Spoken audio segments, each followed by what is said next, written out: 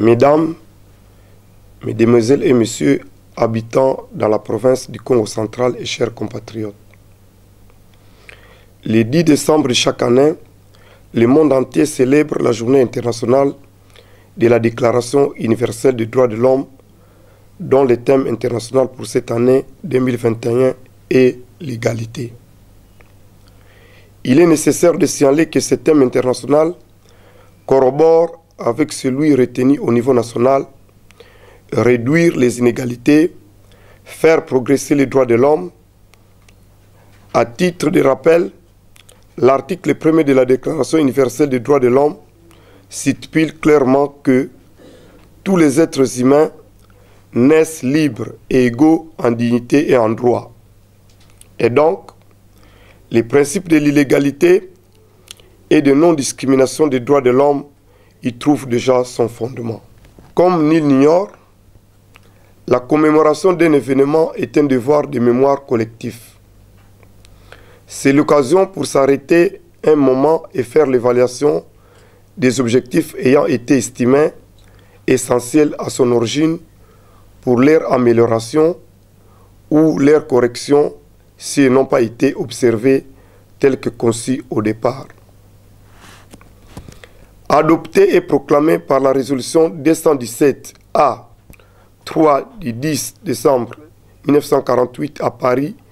par l'Assemblée générale des Nations unies, à la suite des atrocités dont les populations ont été victimes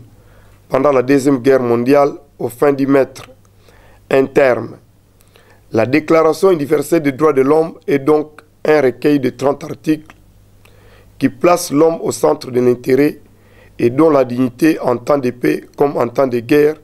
ne peut être foulée aux pieds. La République démocratique du Congo, l'un des pays ayant ratifié les traités et accords des droits de l'homme dont nous célébrons ce jour, le 73e anniversaire, consacre dans sa constitution 51 articles relatifs aux droits et 6 aux devoirs de ses concitoyens. C'est ici l'occasion pour nous tous de nous interroger quant à l'observance ou au respect des droits de l'homme tels que stipulés par la Constitution, car un cas est réputé être cas de violation des droits de l'homme que lorsque son auteur est un agent public de l'État dans l'exercice de ses fonctions. Les agents de la présidence de la République, des députés provinciaux et nationaux et leurs administrations, les membres du gouvernement et leurs cabinets, les magistrats à tous les niveaux, les fonctionnaires de l'État, bref, tous ceux qui travaillent au nom et pour le compte de l'État, eux détenteurs des obligations dont l'action se résume sur le respect, la protection et la mise en œuvre de différentes politiques des décideurs pour l'amélioration des conditions de vie des populations. La promotion et la protection des droits de l'homme dans le Congo central serait une utopie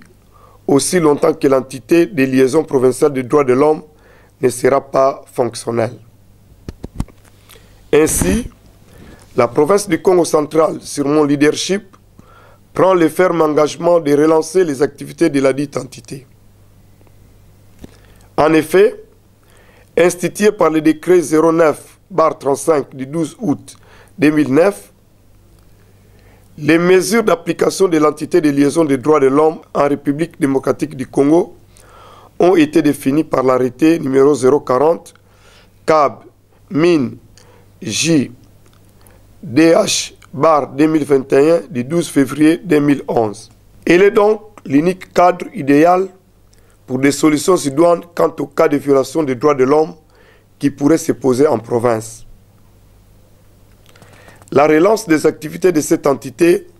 va sans nul doute cimenter le vœu des chefs de l'État qui ne cesse dans toutes ses sorties médiatiques de parler du respect des droits de l'homme. Pour rendre effectives les dispositions pratiques de la mise en œuvre de la dite entité, des arrêtés vont incessamment être signés par mon autorité, l'un portant organisation et fonctionnement de l'entité provinciale des liaisons des droits de l'homme et l'autre nomination des membres du secrétariat technique de cette entité. Il est vrai que le Congo central connaît quelques avancées significatives en matière de droits humains, de par la présence des ONG des droits de l'homme qui tentent parfois d'élever leur voix pour les comptes de sans-voix, mais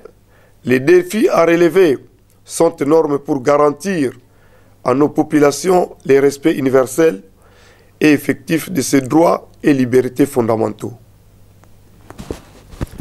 J'invite donc tout cadre de l'État, à quelque niveau que ce soit, de prendre conscience afin de s'abstenir de tout acte indécent,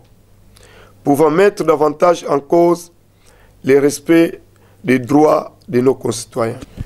Que vive la Déclaration universelle des droits de l'homme, que vive la République démocratique du Congo, que vive la province du Congo central. Je vous remercie.